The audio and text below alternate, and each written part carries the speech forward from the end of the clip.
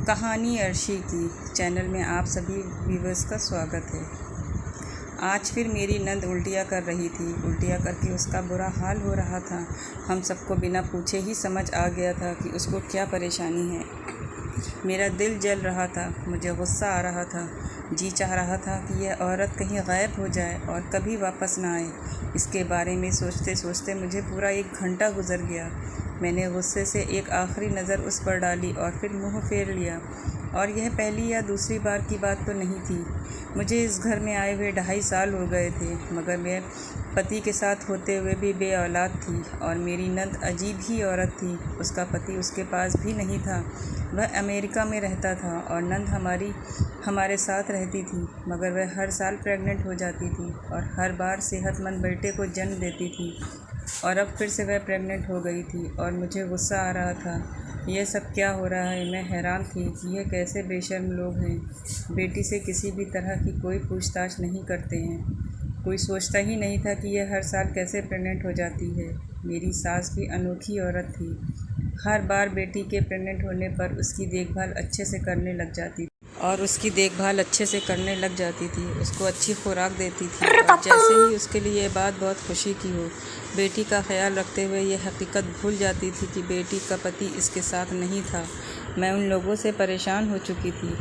कुछ मेरा दिमाग अपनी शादी की वजह से ख़राब रहता था, ऊपर से अपनी नंद के हर साल प्रेग्नेंट हो जाने पर मुझे गुस्सा आता था। मुझे लगता था कि मैं यहाँ पागल हो जाऊँगी। वह सब लोग अजीब इंसान थे।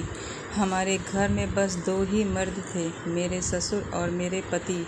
मेरे जेठ का कुछ वक्त पहले डेथ हो चुकी थी और मेरी जेठानी भी शादी के 5 साल बे औलाद ही रही थी। मेरे पति दूसरे शहर में नौकरी करते थे और मेरे ससुर शांत मिजाज के इंसान थे और जो किसी भी मामले में ज़्यादा नहीं बोलते थे। वह अलग ही रहते। मैंने एक दिन अपनी जेठानी से उस सब मामले के बारे में पूछा, क्योंकि वह मुझसे पहले शादी करके इस घर में आई थी। मैं सोच रही थी कि शायद उन्हें ही सब कुछ पता होगा। मेरे सवाल पर उन्होंने मुझे जो बताया, मैं उसमें उलझ कर रह गई थी। उन्होंने कहा, हमारी नंद शुरू से इतनी हसीन लड़की थी। कम उम्र से ही हमारी नंद के बहुत रिश्ते आने लगे थे, तो घर वालों ने भी जल्दी एक अच्छा और कम उम्र लड़का देखकर उसकी शादी कर दी। शुरू के 2 साल तो हमारी नंद हमारे साथ ही रही थी और उसके पति ने ही उसे बहुत प्यार और मोहब्बत से रखा था। मगर फिर अचानक एक रोज़ वह इसे यहाँ छोड़कर कहीं नहीं आया। सुनने में आया कि वह अमेरिका चला गया है। मगर परेशानी की बात तो यह थी कि उसके चले जाने के बाद भी हमारी नंद की हालत यही रही। हर साल प्रेग्नेंट हो जाती थी। न जाने उसमें इतनी शक्ति कहाँ से आती थी कि हर साल एक स्वस्थ बच्चा पैदा कर देती थी। 2-3 बार तो ऐसा भी हुआ कि उसके बच्चे पेट में ही दम तोड़ जाते थे। 1-2 बेटे पैदा कर चुकी है और अब एक बार फिर मेरी नंद प्रेग्नेंट है, जबकि भी पेट नहीं हुई थी। अब तो बेवा होने का गम भी उनके पल्लू से बंध गया था। मेरी जेठानी खुद भी इस बात से बहुत परेशान रहती थी और वह चुप चुप रहती थी। और जब से विधवा हुई थी, उन्होंने घर के मामले से किनारा कर लिया था। कभी कभी मैं यह सोचने पर मजबूर हो जाती थी कि हमारी नंद बहुत नसीब वाली औरत थी, जिससे ऊपर वाला औलाद से नवाजा है। मेरी जेठानी ने यह भी बताया था कि शुरू में इस तरह जब हमारी नंद इतने साल से पति के बिना अमेरिका होने के बावजूद भी प्रेग्नेंट हो जाती थी और कभी कभार अगर तबीयत ज़्यादा बिगड़ती थी तो दोनों भाइयों को माँ कह देती थी कि बहन को किसी डॉक्टर के पास ले जाओ, और दोनों अच्छे अस्पताल में ले जाते थे। मेरी जेठानी भी इससे बहुत परेशान होती। कुछ पता ही नहीं था कि पति के बाहर होते भी ये प्रेग्नेंट हो जाती है, या फिर बात को नज़रअंदाज कर देते थे। मैं सोच सोच कर पागल हो रही थी कि ये प्रेग्नेंट कैसे हो जाती है, ये कैसे मुमकिन था। मोहल्ले वालों से तो उन लोगों की बनती ही नहीं थी, ना ही कोई उससे मिलने आता था। इसी तरह मेरी नंद भी कहीं नहीं जाती आती थी, मगर फिर भी हर साल वह प्रेग्नेंट हो जाती थी। बेशर्मी से भाई बाप के सामने घूमती थी और मुझे उसको देखकर बहुत गुस्सा आता था।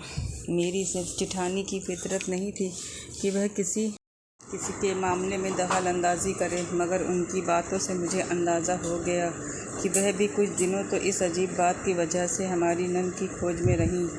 वो बता रही थी कि हमारी नंद को इस घर में आ जाने के बाद से न हमारे घर बाहर से कोई आता है, न ही हमारी नंद कहीं बाहर जाती थी। और फिर मैं किचन में खाना बनाने चली गई, मगर मैं दिल ही दिल में अब अपने पति से इस मामले के बात करने की सोच रही थी। और मैं आज शाम को यही सोच रही थी कि जल्दी से मौका मिले तो मैं उनसे बात करूं, और वह आए तो बस सबके साथ खाना खाकर अपने मम्मी पापा के पास जाकर बैठ गए। आधी रात तक मैं बेसब्री से पति के कमरे में आने का इंतज़ार करती रही।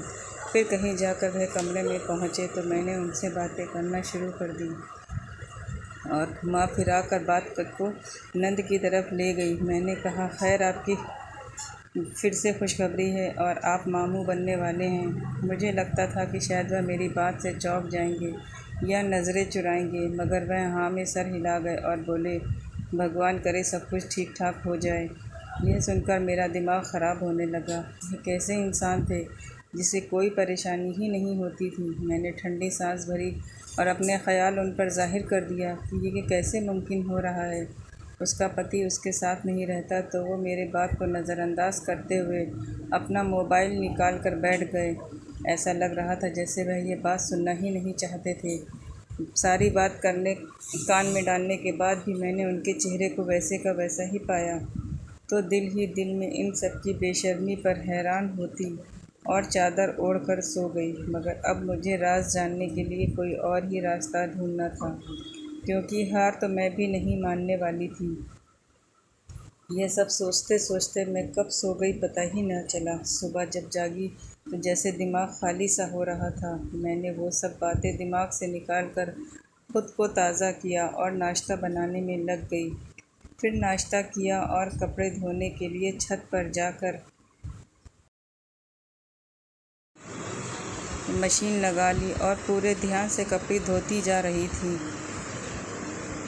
और साथ अपने नंद के बारे में भी सोच रही जा रही थी। और कपड़े धोते धोते यह भी सोच चुकी थी कि किस तरीके से अपनी नंद की सच्चाई सबके सामने लेकर आना है। अगले दिन पति की ड्यूटी जाने के बाद मैंने अपनी नंद पर पूरी नज़र रखना शुरू कर दिया और इस वक्त न गुज़रने लगा और मैंने कभी कभी ऐसा लगता कि मैं इस घर में यूं नज़र रखकर गलत कर रही हूँ। मेरी नंद तो बिल्कुल शांत औरत थी। वह जो काम अपने काम से काम रखती थी, ऐसा भी नहीं था कि वह सिर्फ बैठकर खाती थी, बल्कि वह हमारे साथ कामों में हाथ बटाती थी। मेरी नंद चुपचाप से सारे काम करती जाती थी। कभी खाना बनाने को दिल नहीं करता तो नंद के सहारे छोड़ देते थे। फिर कुछ ख़ास बनना होता तो भी नंद को ही कहते थे। फिर वह चाहे सारा दिन किचन में ही गुजार दे, हमने कभी भी परवाह नहीं की। फिर सारा दिन काम उसी को करना पड़ता था, क्योंकि अगर एक बहू काम नहीं कर रही होती तो दूसरे को कैसे कहा जाए। ऐसा ना हो वह बुरा मान जाए और घर में दंगा फसाद शुरू हो जाए। देखा जाए तो हमारे ससुराल वाले हमें भी कभी बुरा भला नहीं कहते थे। ऐसे में अपनी इकलौती बेटी को कहा कुछ कहने वाले थे, मगर उन सब बातों का अंदाज़ा मुझे आज तक नहीं हुआ था। मैं दिल से नंद के राज खोलने में लग गई थी और एक दिन मैंने अपनी नंद की एक अजीब हरकत देखी जिससे बुरी तरह मुझे चौंका के रख दिया था। मैंने दिन देखा कि मेरी नंद किचन के काम करके निकलते हुए फिटकरी का एक टुकड़ा उठाया और अपने कमरे में छुपा कर घुस गई। मैं हैरान हुई कि उसे फिटकरी का क्या करना है, मगर फिर मैं यह सोचकर चुप रह गई कि शायद किसी काम के लिए ज़रूरत हो। कुछ दिन सुकून से गुजर गए थे। फिर 5-6 दिन बाद मेरी नंद वैसे ही एक टुकड़ा फिटकरी का उठाया और अपने कमरे में चली गई। मैं हैरान थी, क्योंकि अपने अगले हफ्ते फिर से ऐसा ही हुआ था। अब अक्सर ही ऐसा होने लगा था कि मेरी नंद किचन में आती और फिटकरी का छोटा सा टुकड़ा लेकर अपने कमरे में चली जाती। फिर 10-12 दिन सुकून से गुजर गए और उसके बाद फिर वही हरकत कर दी।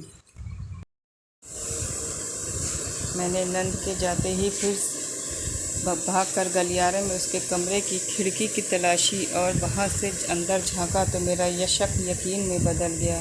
वह फिटकरी का टुकड़ा लेकर मेरी नंद बाथरूम में जा घुसी। मेरा दिमाग फटा जा रहा था। मैं इतनी कोशिश करने के बाद भी उसका पता नहीं लगा पाई तो मैं उदास हो गई, मगर तकदीर भी शायद मेरा साथ दे रही थी। कुछ दिन बाद ही मेरी नंद जब मेरे साथ किचन में रात का खाना बनाने में बिजी थी, वह अचानक तेज़ी से किचन से ही फिटकरी का टुकड़ा उठाकर बाहर निकली। मैं यह देखकर हैरान रह गई थी कि जल्दी में भी वह फिटकरी लेना नहीं भूली थी। वह इस फिटकरी का रात के वक्त क्या करती थी, मैं अब हैरान हो रही थी, और इस अजीब सी हरकत की वजह जानने के लिए मैं बेचैन हो रही थी। मेरी नंद जल्दी में बाथरूम में ही जा घुसी।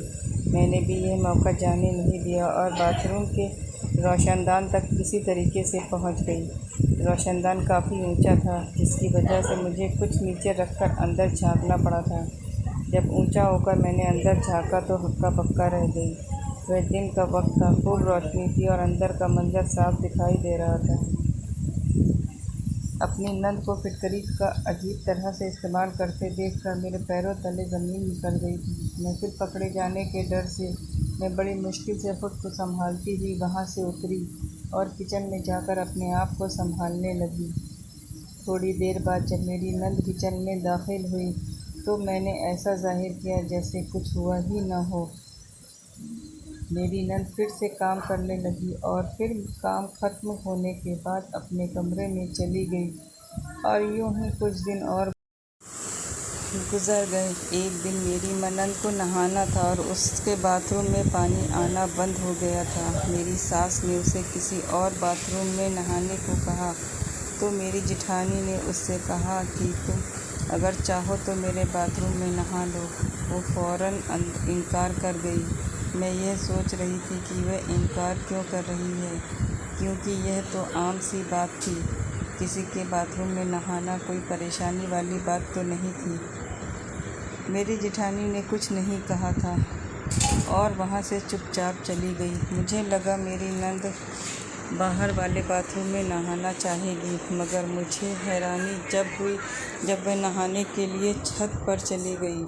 हमारे घर की छत पर भी एक छोटा सा बाथरूम था। अपनी नंद को छत पर जाता देखकर मैं अपने कमरे में जाने के बजाय इधर उधर करती रही और खुद को सबके नज़र से बचाकर नंद के कमरे में चली गई और उसका पूरा कमरा छान मारा। और जब मैंने अलमारी को हाथ लगाया तो मेरी सास पहुंच गई और मुझे अलमारी के पास खड़ा देखकर वह घबरा गई, जैसे वहां कोई ख़जाना छुपा होगा। उनके सवाल पर मैंने बहाना बना दिया कि धुले हुए कपड़े में मेरा एक सूट का दुपट्टा नहीं था। मैंने सोचा जेठानी और नंद के कपड़ों में न चला गया हो। तो मेरी सास आगे बढ़ी और मुझे कहा कि मैं जेठानी के कपड़े में देखूं और वह मेरी नंद के कपड़े में खुद देख लेंगी। मुझे शक होने लगा कि इस अलमारी में ऐसा क्या था जो वह छुपा रही थी। तब खामोशी से निकल गई, मगर दोबारा वहाँ देखने का इरादा कर लिया था। मेरी नंद नहाकर नीचे आई तो वह माँ बेटी कमरे में जाकर बैठ गई और मैं बहाने से छत पर जा पहुँची। मैंने वहाँ बाथरूम में झाँका तो मेरा सर चकरा कर रह गया, क्योंकि वहाँ तो नहाने की बाल्टी में थोड़ी सी पिसी हुई फिटकरी मौजूद थी। मैं तो परेशान हो गई थी। मैं फ़ौरन जेठानी के कमरे में जा पहुँची और बौखला कर उन्हें बताया कि मुझे अपनी नंद की हरकतें कुछ ठीक नहीं लग रही।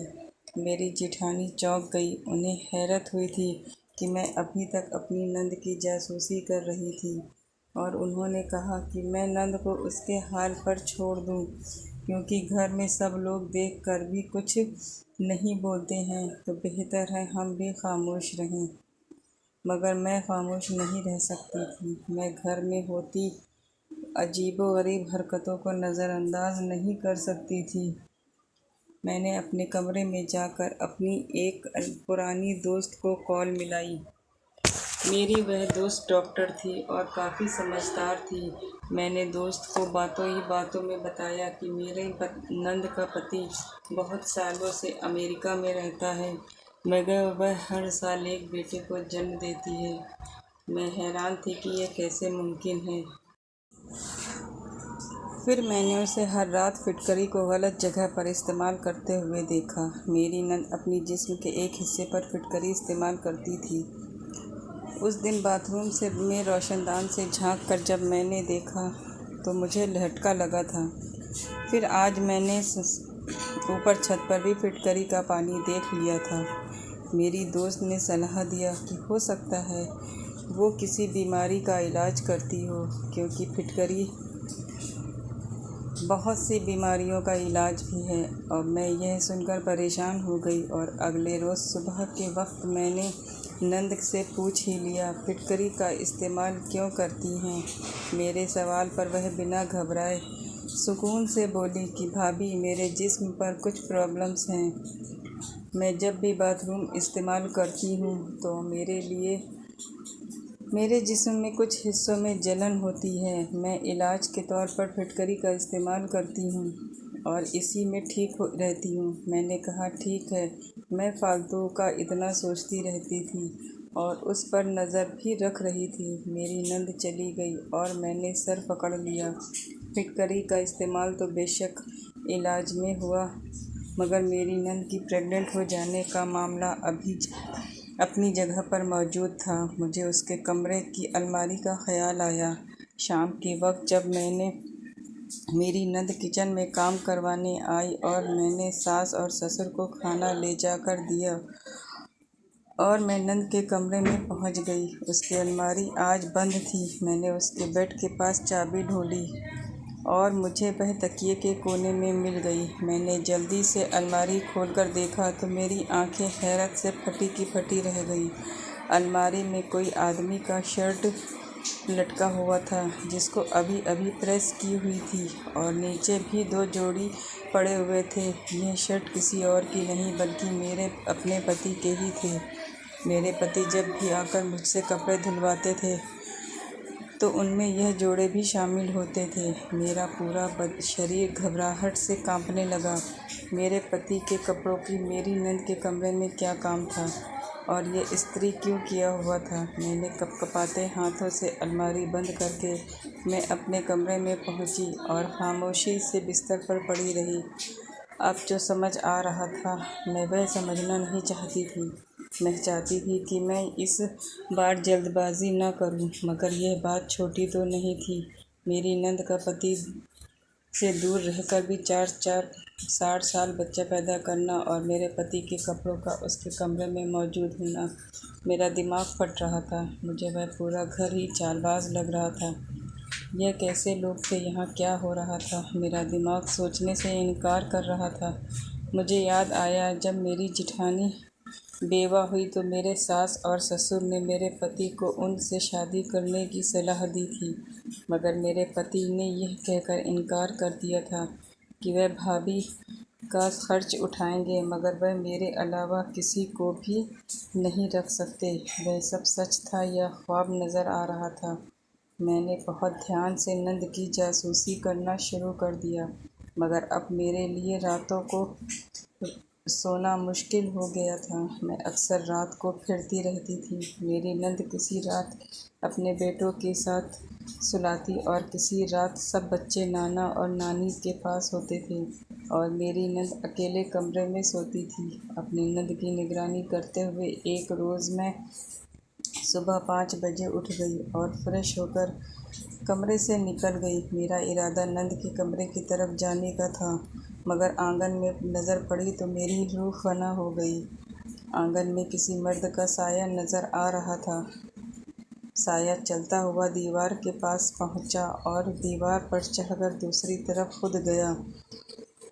मैं चौंक गई कि ये शायद कोई चोर और डाकू हो, जो रात को हमारे घर डाका डालने की नीयत से आया हो। सुबह उठकर मैंने जेठानी को बताया तो उन्होंने मेरी बातों पर ध्यान नहीं दिया और मुस्कुराकर बोली कि अंदर डाकू आया था तो चुराया क्यों नहीं। यह भी सलामत, हम भी सलामत और हमारे घर में सब सामान भी। यह सब बात तो सच थी। मैं उलझ गई। ऐसा भी नहीं था कि मैंने ख्वाब देखा हो। मैंने किसी मर्द का साया देखा था। मेरी जिठानी ने मुझे सोच में देखकर नरमी से कहा कि मैं आजकल बहुत ज़्यादा सोचने लगी हूँ, इसलिए ऐसा हो रहा है। वह बोली, मुझे देखो, अपने काम से काम रखती हूँ। हमारी नंद की हालत पर भी मेरे दिमाग में सवाल उठते हैं, मगर मैं दबा जाती हूँ। उसके माँ बाप जिंदा हैं, वह उसके सवालों जवाब कर सकते हैं।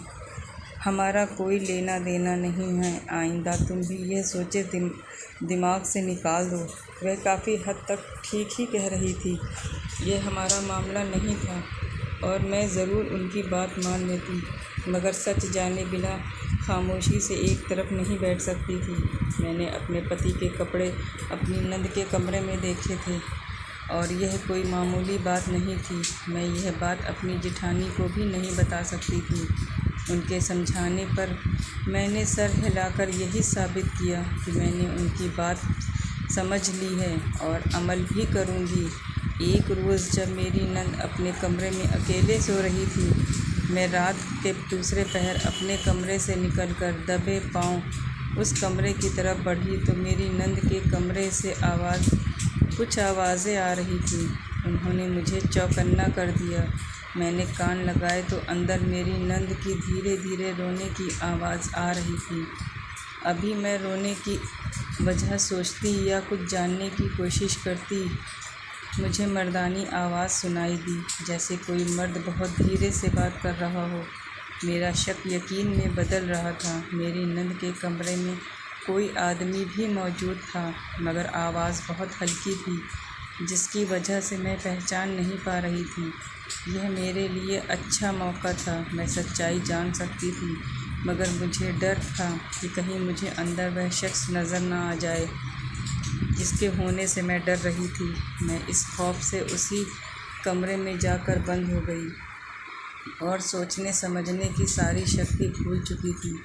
मैंने सुबह अपने पति को कॉल करके बहाने से पूछा कि वह कहाँ हैं, तो वह बोले कि दूसरे शहर। मैंने उनसे कहा कि 1-2 दिन के लिए घर आ जाएं। मेरा दिल उदास है। मेरा दिल घबराहट में था। मेरी फरमाइश पर मेरे पति ने आज रात घर आने को कहकर कॉल काट दी। मुझे लग रहा था मैं इसी तरह ही अपने शक को ख़त्म कर सकती हूँ।